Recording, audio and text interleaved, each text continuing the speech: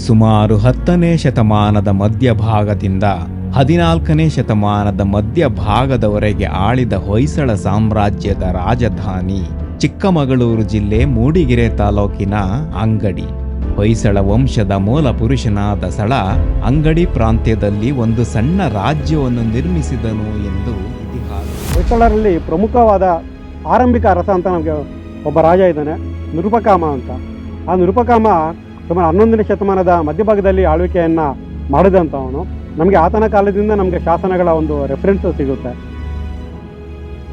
ಎರಡನೇ ವಿನಯಾದಿತ್ಯನು ತನ್ನ ರಾಜ್ಯದ ವಿಸ್ತರಣೆ ಮತ್ತು ಸುಭದ್ರತೆಗೆ ಗಮನ ಕೊಟ್ಟುದಲ್ಲದೆ ಅಸಂಖ್ಯಾತ ಕೆರೆಗಳನ್ನು, ದೇವಾಲಯಗಳನ್ನು, ಜೈನ ಬಸದಿಗಳನ್ನು ನಿರ್ಮಿಸಿದನು ಎಂದು ಶ್ರವಣಬೆಳಗೊಳದ ಶಾಸನವೊಂದು ತಿಳಿಸುತ್ತದೆ.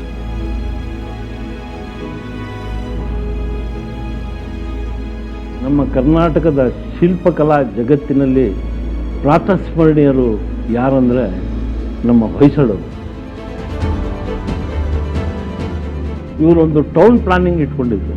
ಏನಂದರೆ ಊರಿನ ಮಧ್ಯದಲ್ಲಿ ವಿಷ್ಣು ದೇವಸ್ಥಾನ ಇರ್ತಾ ಇತ್ತು, ಅದರ ಈಶಾನ್ಯದಲ್ಲಿ ಈಶ್ವರ ದೇವಸ್ಥಾನ ಮತ್ತು ಉತ್ತರದಲ್ಲಿ ಕೆರೆ ಇರ್ತಾ ಇತ್ತು. ಮತ್ತು ಅದ್ಭುತವಾದ ದೇವಾಲಯಗಳನ್ನು ಇವರು ನಿರ್ಮಿಸಿದ್ದಾರೆ.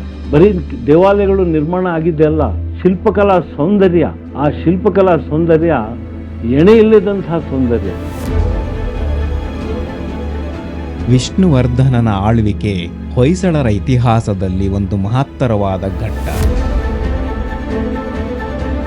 ವಿಷ್ಣುವರ್ಧನನ ಕಾಲದಲ್ಲೇ ಹೊಯ್ಸಳ ಸಾಮ್ರಾಜ್ಯ ತುಂಗಭದ್ರಾ ನದಿಯಿಂದ ಆಚೆವರೆಗೂ ವಿಸ್ತರಣೆ ಆಗುತ್ತೆ.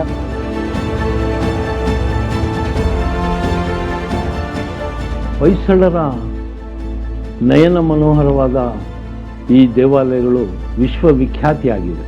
ಈ ವಿಶ್ವವಿಖ್ಯಾತಿಯಾದ ದೇವಾಲಯಗಳನ್ನು ನಿರ್ಮಿಸಬೇಕಾದ್ರೆ ಆಗಿನ ಆಳರಸರು ಅದಕ್ಕೆ ಹೆಚ್ಚು ಪ್ರೋತ್ಸಾಹವನ್ನು ಕೊಟ್ಟರು. ಹೊಯ್ಸಳರ ಕಾಲದಲ್ಲಿ ಸಾಮಾಜಿಕ ಪದ್ಧತಿ ಜೀವನಕ್ಕೆ ಎಷ್ಟು ಆದ್ಯತೆಯನ್ನು ಕೊಟ್ಟಿದ್ರು, ಶಿಕ್ಷಣಕ್ಕೂ ಕೂಡ ಅಷ್ಟೇ ಆದ್ಯತೆಯನ್ನು ಕೊಟ್ಟಿದ್ರು. ಹೊಯ್ಸಳ ಸಾಮ್ರಾಜ್ಯದ ಒಂದು ಸಮಗ್ರ ಚಿತ್ರಣವನ್ನು ಅಲೋಕವೃತ್ತ ಯೂಟ್ಯೂಬ್ ಚಾನಲ್ ಮುಖೇನ ನಾಡಿನ ಇತಿಹಾಸ ತಜ್ಞರ ಜೊತೆಗೂಡಿ ತಮಗೆ ಸಮರ್ಪಿಸುತ್ತಿರುವ ಒಂದು ಪುಟ್ಟ ಪ್ರಯತ್ನ. ಹೊಯ್ಸಳ ಸಾಮ್ರಾಜ್ಯದ ಇತಿಹಾಸದ ಈ ಸರಣಿಯಲ್ಲಿ ಹೊಯ್ಸಳರ ಉಗಮ, ಪ್ರಾರಂಭಿಕ ಅರಸರು, ರಾಜ್ಯ ವಿಸ್ತರಣೆ, ಸಾಮಾಜಿಕ ಜೀವನ, ಸಾಂಸ್ಕೃತಿಕ ಹಾಗೂ ಶಿಲ್ಪಕಲೆಗೆ ಹೊಯ್ಸಳರ ಕೊಡುಗೆಯನ್ನೊಳಗೊಂಡ ಅನೇಕ ಮಾಹಿತಿಗಳನ್ನೊಳಗೊಂಡಿರುತ್ತದೆ.